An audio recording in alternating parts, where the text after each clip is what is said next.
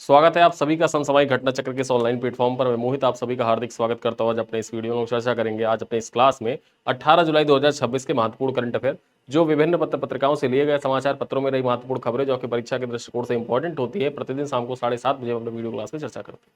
तो यहाँ पर देखा जाए ये वीडियो क्लास आपकी परीक्षा के दृष्टिकोण से बेहद महत्वपूर्ण होने वाली है। इसमें हम लोग देखा जाए राष्ट्रीय अंतर्राष्ट्रीय खबरों के साथ साथ में अर्थव्यवस्था, विज्ञान, प्रौद्योगिकी, खेल जगत, पर्यावरण, उत्तर प्रदेश स्पेशल, बिहार स्पेशल की जुड़े हुए जो महत्वपूर्ण खबरें होती हैं उन सब पे चर्चा करते हैं। और सबसे खास बात यह है कि जो हम लोग डेली करंट अफेयर चर्चा करते हैं, डेली करंट अफेयर को हम लोगों ने मासिक पैकेज के रूप में डिजाइन करके रखा है। इस मासिक पैकेज के अंतर्गत देखा जाए तो आपको प्रतिदिन जो ये वीडियो क्लास होती है ये तो यूट्यूब पे फ्री में मिल जाती है, लेकिन इसके इतर देखा जाए तो आपको daily MCQ, daily class PDF, daily class PPT और साथ ही साथ देखा जाए जो मासिक करंट अफेयर की पीडीएफ होती है हिंदी इंग्लिश दोनों भाषाओं में, साथ ही साथ यूपी स्पेशल, बिहार स्पेशल, ये सारे पीडीएफ और पीपीटी आपको प्रोवाइड किया जाता है। ठीक है, इस मासिक पैकेज के अंतर्गत। और ये मासिक पैकेज देखा जाए तो आप इस वीडियो के पिन कमेंट को जब आप चेक करते हैं, इस वीडियो के जब आप पिन कमेंट को चेक करेंगे तो उस पिन कमेंट से, ठीक, पिन कमेंट से आपको लिंक मिल जाएगा जिससे आप हमारे मासिक पैकेज में एनरोल हो जाते हैं, जिनमें आपको सारी सुविधाएं मिलती हैं। और इस मासिक पैकेज में देखा जाए एनरोल होना बहुत आसान है। देखा जाए तो सिर्फ 25 रुपए में आप इस मासिक पैकेज में एनरोल हो सकते हैं। और ये 25 रुपए अगर जैसे आप घटना चक्र की किताबें परचेज करते हैं तो ऊपर एक क्यूआर कोड लगा रहता है कैशबैक का, उस क्यूआर को स्कैन करिएगा तो क्यूआर स्कैन करने के बाद आपके वॉलेट में कॉइन ऐड हो जाते हैं, उस कॉइन को अप्लाई कर देना, ये मूल्य घटकर 18.75 रुपए हो जाएंगे और आपको व्हाट्सएप ग्रुप में ऐड कर दिया जाएगा। कोर्स में एनरोल हो जाएंगे, व्हाट्सएप ग्रुप में आपको ऐड कर दिया जाएगा। सारी पीडीएफ जितनी भविष्य में आने वाली है या जितनी पुरानी पीडीएफ है, सारी पीडीएफ आपको उसी व्हाट्सएप ग्रुप में मिल जाती हैं। ठीक है, चलिए स्टार्ट करते हैं करंट अफेयर से रिलेटेड महत्वपूर्ण पॉइंट जो कि एग्जाम के दृष्टिकोण से इंपॉर्टेंट है, एक एक कर चर्चा करें। सौश्रुतम 2026 के बारे में आइए चर्चा करते हैं। यहां पर देखा जाए राष्ट्रपति द्रौपदी मुर्मू ने सुश्रुत जयंती के अवसर पर नई दिल्ली में स्थित अखिल भारतीय आयुर्वेद संस्थान में 15 से 17 जुलाई 2026 तक आयोजित 3 दिवसीय अंतरराष्ट्रीय संगोष्ठी सौश्रुतम 2026 का उद्घाटन किया था। देखा जाए तो संगोष्ठी में शल्य चिकित्सा, क्षार सूत्र, अग्निकर्म और समेकित ऑन्कोलॉजी पर चर्चा हुई। साथ ही साथ यहाँ पर देखा जाए भारत सहित 9 देशों के विशेषज्ञों ने यहाँ पर भाग लिया था। ठीक है, तो आपको याद रखना है कि लगभग देखा जाए यहाँ पर 9 देशों के विशेषज्ञों ने पार्टिसिपेट किया था। और इसका सौश्रुतम 2026 का आयोजन कहाँ पर किया गया था? नई दिल्ली में किया गया था। कब? 15 से 17 जुलाई तक अखिल भारतीय आयुर्वेद संस्थान, ठीक है, अखिल भारतीय आयुर्वेद संस्थान में इसका आयोजन किया गया। कार्यक्रम के दौरान एआई सक्षम 3 टेस्ला हाई फील्ड्स एमआरआई सुविधा का उद्घाटन भी किया गया, जिससे आयुर्वेद और आधुनिक चिकित्सा के समेकित अनुसंधान को बढ़ावा मिलेगा। यहां पर देखा जाए राष्ट्रपति ने भारतीय चिकित्सा पद्धति राष्ट्रीय आयोग द्वारा तैयार महिला आयुर्वेद स्नातकों के व्यावसायिक करियर संबंधी अध्ययन को भी जारी किया। ठीक है, तो ये आपके परीक्षा के दृष्टिकोण से इंपॉर्टेंट हो जाता है। सौश्रुतम 2026 कहां पर इसका आयोजन किया गया था, बेहद महत्वपूर्ण है, किसके द्वारा उद्घाटन किया गया, ये सारे पॉइंट्स आपको याद रखने हैं। चलिए अगली खबर पर चर्चा करते हैं। भारत का पहला एआई एकीकृत वर्टिकल विश्वविद्यालय परिसर। अब ये जो भारत का पहला एकीकृत वर्टिकल विश्वविद्यालय परिसर है, इसके बारे में चर्चा करते हैं।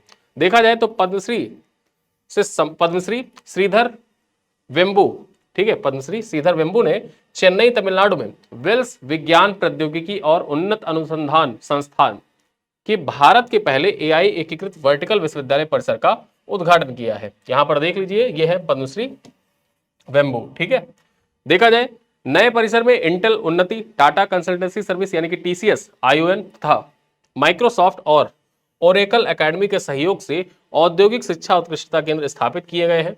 यहां पर देखा जाए इन उत्कृष्टता केंद्रों के माध्यम से विद्यार्थियों को कृत्रिम बुद्धिमत्ता, क्लाउड कंप्यूटिंग और अन्य उभरती प्रौद्योगिकियों का व्यवहारिक प्रशिक्षण मिलेगा। बात की जाए तो कार्यक्रम के दौरान यहां पर बात करें तो VISTS ने ऑस्पिन होल्डिंग LLC समूह और MH कॉकपिट के साथ मिलकर संयुक्त अरब अमीरात में फ्लाइंग स्कूल स्थापित करने हेतु समझौता ज्ञापन हस्ताक्षरित किया है। ठीक है, तो इस प्रकार से देखा जाए आपकी परीक्षा के दृष्टिकोण से मैं हमेशा बताता हूं आपको, जब भी ऐसा कोई पॉइंट आए, भारत में पहला, विश्व में पहला, उत्तर प्रदेश में पहला, या भारत में प्रथम, विश्व में प्रथम, उत्तर प्रदेश में प्रथम, तो ये सारे पॉइंट्स आपके परीक्षा के दृष्टिकोण से इंपॉर्टेंट हो जाते हैं। एग्जाम में डायरेक्टली पूछ सकता है कि पहला एकीकृत वर्टिकल विश्वविद्यालय परिसर कहां पर स्थापित किया गया, तो ये चेन्नई तमिलनाडु में स्थापित किया गया। ये पॉइंट आपके एग्जाम के दृष्टिकोण से महत्वपूर्ण है। चलिए अगली खबर देखते हैं, डॉक्टर नंदनी आजाद को भारत सम्मान 2026 से सम्मानित किया गया।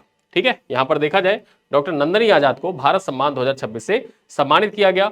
वर्किंग विमेन्स फोरम इंडिया और Indian cooperative network for women के अध्यक्ष नंदनी आजाद को महिला सशक्तिकरण, वित्तीय समावेशन और जमीनी सामाजिक विकास में आजीवन योगदान के लिए भारत सम्मान 2026 से सम्मानित किया गया है। यहां पर देखा जाए तो यह सम्मान देहरादून उत्तराखंड में international institute of education and management तथा इकोनॉमिक्स ग्रोथ फाउंडेशन के द्वारा आयोजित समारोह के दौरान प्रदान किया गया।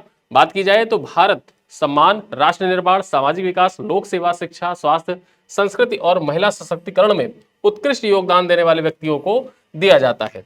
ठीक है, यह पॉइंट आपको याद रखना है। यहां पर देखा जाए डॉक्टर नंदनी आजाद के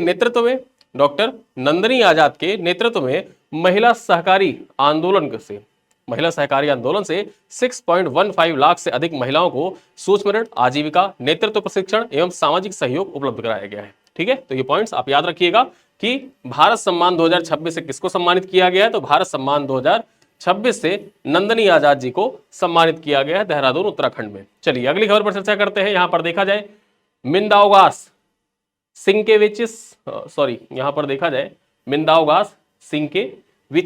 सिंकेविचियस, ठीक है, मिंदाओगास सिंकेविचियस जो है ये लिथुआनिया के 20वें प्रधानमंत्री बने हैं।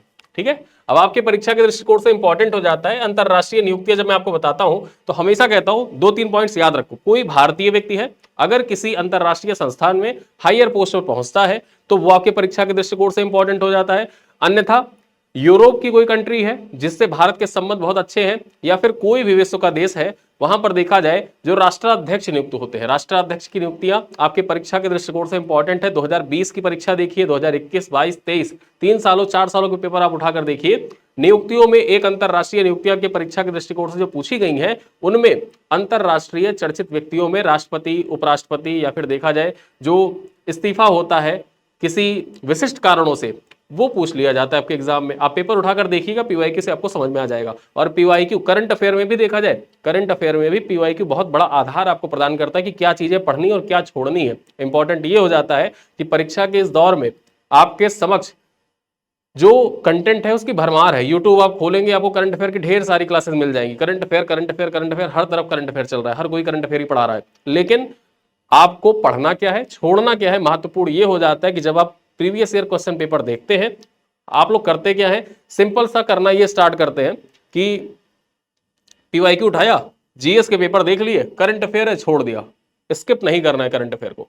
करंट अफेयर के भी क्वेश्चन देखिए, उससे आपको आइडिया लगेगा किस प्रकार के क्वेश्चन आयोग पूछ रहा है। और भविष्य में जब आप किताबें पढ़ते हैं करंट अफेयर की या फिर करंट अफेयर की वीडियोस देखते हैं तो आपको ये पता होना चाहिए इसमें से कौन सी चीज हमारे एग्जाम के लिए इंपॉर्टेंट है, कैसे पॉइंट्स हमारे एग्जाम में पूछे गए हैं। मैं हमेशा अपनी करंट अफेयर की क्लास में इस चीज को इंडिकेट करता हूं कि ऐसा सवाल करंट अफेयर के पीवाईक्यू में आया है, क्योंकि मैंने सारे करंट अफेयर के पीवाईक्यू देख रखे हैं। इसी वजह से देखा जाए इंडिकेट करने मुझे बहुत आसानी होती है, और आपको देखा जाए उस चीज को मैं पका पकाया बता भी देता हूं कि आपको ये पॉइंट्स याद रखना है। ये सारे पॉइंट्स आपके पीवाईक्यू ऐसे ही पूछे गए हैं। ठीक है, तो लिथुआनिया के 20वें प्रधानमंत्री कौन बन गए, इनका नाम याद रखिएगा, मिंदाओगास भी याद रखेंगे तो आप समझ जाएंगे। चलिए देखा जाए, लिथुआनियाई सोशल डेमोक्रेटिक पार्टी के नेता मिंदाओगास सिंकेविचियस ने संसद के द्वारा सरकार की घोषणा पत्र को मंजूरी मिलने के बाद लिथुआनिया के 20वें प्रधानमंत्री के रूप में शपथ ली है। उन्होंने इयांग रुंगिनिये के स्थान लिया है। ठीक है, जो 14 जुलाई 2026 को प्रधानमंत्री पद से जिन्होंने इस्तीफा दे दिया था। यहां पर देखा जाए 141 सदस्यीय संसद, अब जो लिथुआनिया की संसद है उसको क्या कहा जाता है, ये आपके जीके के दृष्टिकोण से इंपॉर्टेंट हो जाता है। ठीक है, जनरल नॉलेज के दृष्टिकोण से इंपॉर्टेंट है। सेइमास कहा जाता है, सेइमास। जैसे इजराइल की संसद को क्या कहा जाता है, आप कमेंट करके बताइएगा। इजराइल की संसद को क्या कहा जाता है। अभी हाल ही में देखा जाए तो पीएम मोदी को इजरायली संसद के द्वारा सम्मान भी प्रदान किया गया है। तो इंपॉर्टेंट हो जाता है जीके के दृष्टिकोण से कि इजराइल की संसद को क्या कहा जाता है, कमेंट करके बताइएगा। यहां पर देखा जाए 141 सदस्यीय संसद, लिथुआनिया संसद ने सरकार के घोषणा पत्र के पक्ष में 72, विरोध में 29 और 4 सदस्यों ने मतदान से विरत रहे। नई केंद्र वामपंथी गठबंधन सरकार में लिथुआनियाई social democratic party for Lithuania तथा लिथुआनियाई किसान एवं ग्रीन यूनियन सम्मिलित है। ठीक है, तो यहां पर देखा जाए एक गठबंधन की सरकार बनी है जिसका नेतृत्व कौन करेंगे, मिंदाओगास करेंगे। चलिए अगली खबर पर चर्चा करते हैं, पॉलिसी बाजार। आपने बहुत सारे ऐड देखे होंगे यूट्यूब पर। यूट्यूब आप जैसे ही ओपन करते हैं पॉलिसी बाजार का कोई ना कोई ऐड आ ही जाता है। अब यहां पर देखा जाए ब्रांड एम्बेसडर किसको बनाया गया, अमिताभ बच्चन को बनाया गया है। चर्चा करते हैं। पॉलिसी बाजार ने अमिताभ बच्चन को अपना ब्रांड एम्बेसडर नियुक्त किया है तथा परिवार सबसे पहले जन जागरूकता अभियान भी शुरू किया है। अब याद रखना है, परिवार सबसे पहले जन जागरूकता अभियान निम्नलिखित में से किसके द्वारा स्टार्ट किया गया, पॉलिसी बाजार के द्वारा स्टार्ट किया गया। अब यहां पर देखा जाए जो बैंकिंग वाले एग्जाम होते हैं ना,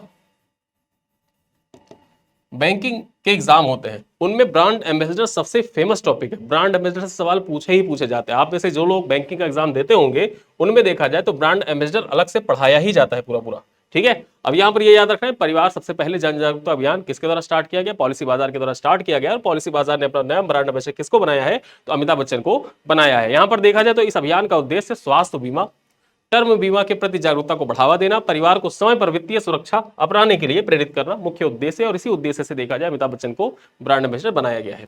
देखा जाए तो यह पहल भारतीय बीमा विनियामक एवं विकास प्राधिकरण यानी कि इरेडा जो है, इसके विजन 2047 के अनुरूप देश में बीमा कवरेज के विस्तार हुए सहायक होगी। ठीक है, यहां पर जो विजन 2047 है, इसके तहत क्या है कि 2047 तक सभी का बीमा हो जाए, सभी का बीमा हो जाए भारत में, यह लक्ष्य निर्धारित किया गया है। चर्चा की जाए तो अभियान का प्रसारण टेलीविजन, डिजिटल मंचों, ओटीटी सेवाओं तथा सोशल मीडिया के माध्यम से शहरी और ग्रामीण क्षेत्रों में किया जाएगा। अगली खबर पर चर्चा करते हैं। एक महत्वपूर्ण दिवस जो हमारे पिछले वीडियो में छूट गया था उसको कवर करते हुए चलते हैं। विश्व सर्प दिवस। अब ये जो विश्व सांप दिवस होता है ये कब मनाया जाता है, विश्व सर्प दिवस हर साल 16 जुलाई के दिन मनाया जाता है। ये पॉइंट आपको याद रखना है। सांपों के या सर्पों के पारिस्थितिक महत्व, संरक्षण और उनसे जुड़े मिथकों को दूर करने के उद्देश्य से यह दिवस हर साल 16 जुलाई को मनाया जाता है।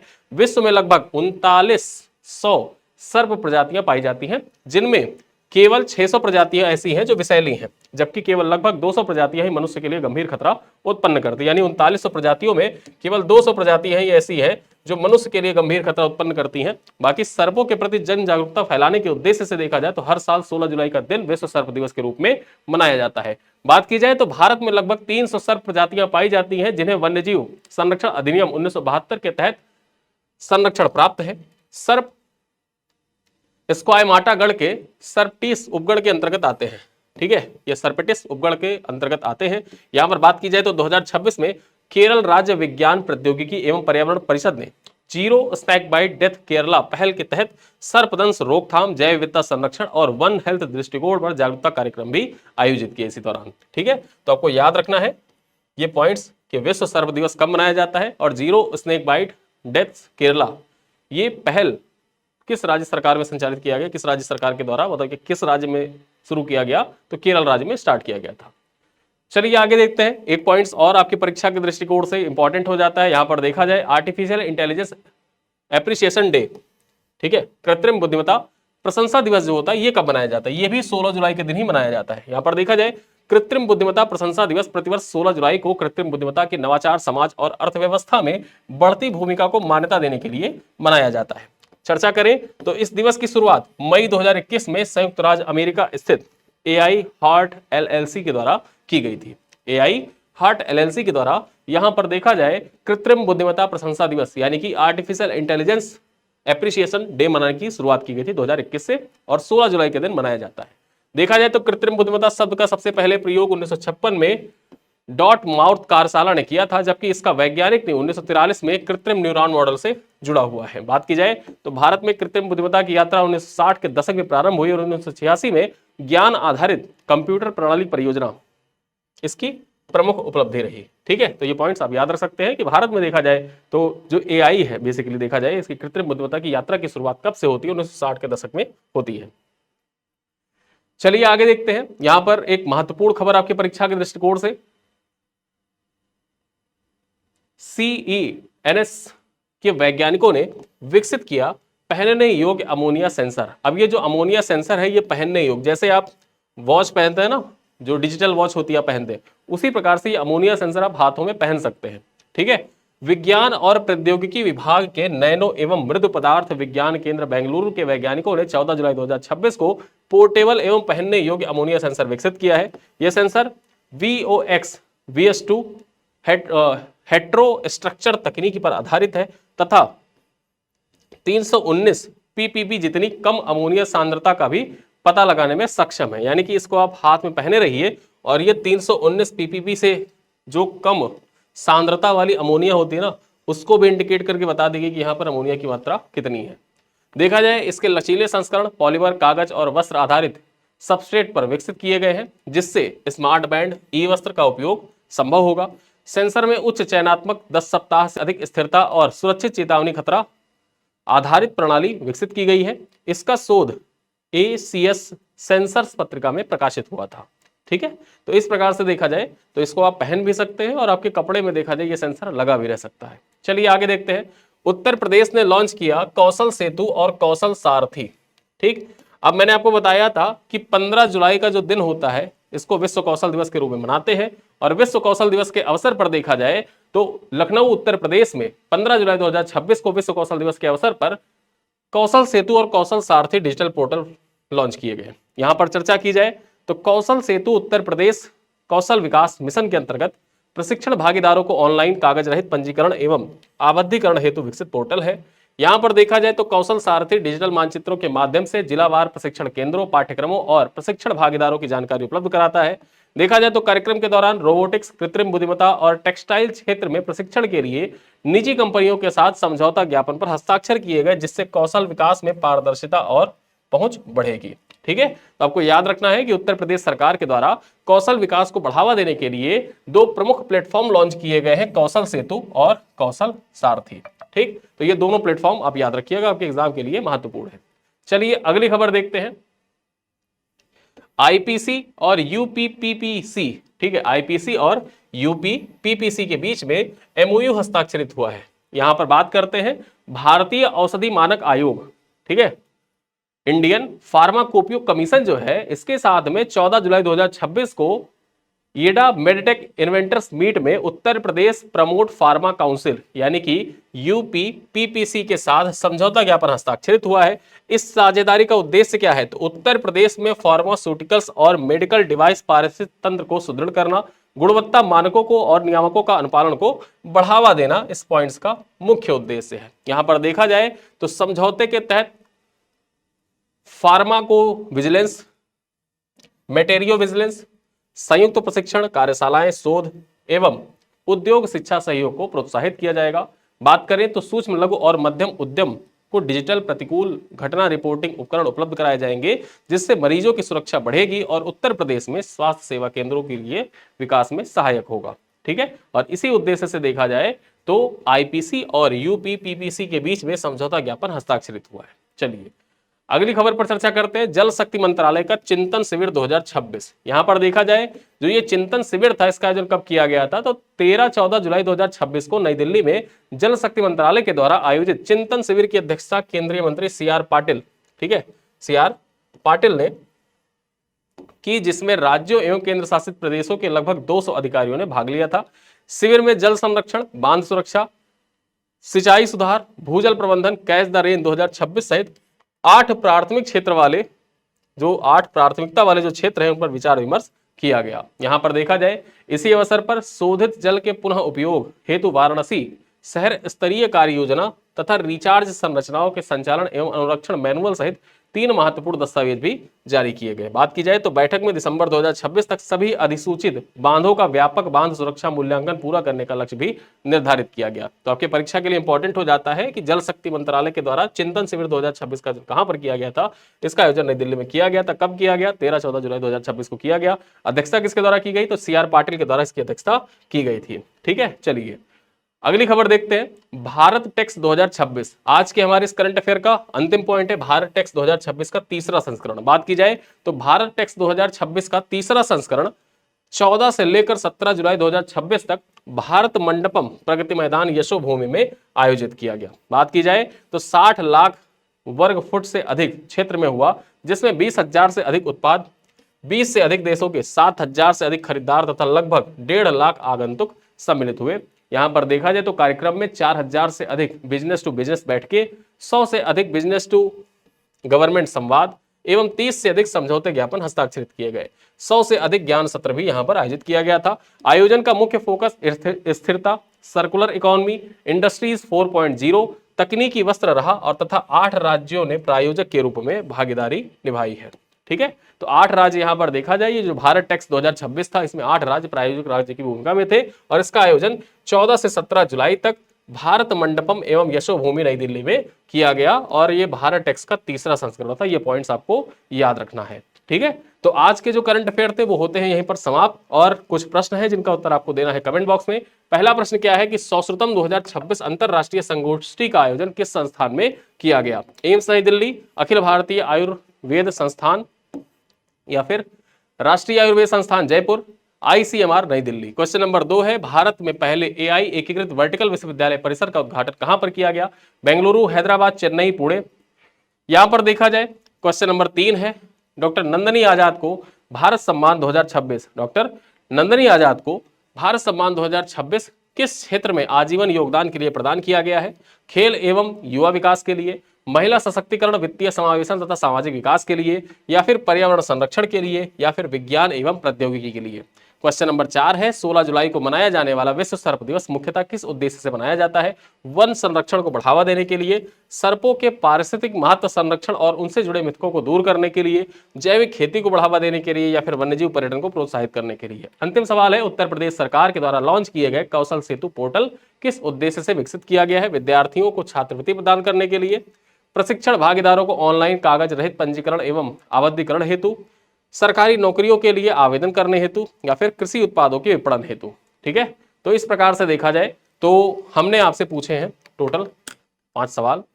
इन 5 सवालों का उत्तर कमेंट बॉक्स में लिखिएगा और साथ ही साथ में देखा जाए जो वीडियो आप यहां तक देख रहे हैं तो वीडियो के अंत में आप डन लिखकर जरूर जाइएगा। ठीक है, आप डन जरूर लिखिएगा कि ये वीडियो आज का कंप्लीट हो गया और डन लिखने से पता ये चलता है कि कितने लोग वीडियो को एंड तक देख रहे हैं और मैं जानना चाहता हूं कि कितने लोग ऐसे हैं जो इस वीडियो को अंत तक देखते हैं। ठीक है, तो इन्हीं सब बातों के साथ इस वीडियो करते हैं समाप्त। मिलते हैं अगली क्लास में, तब तक के लिए धन्यवाद।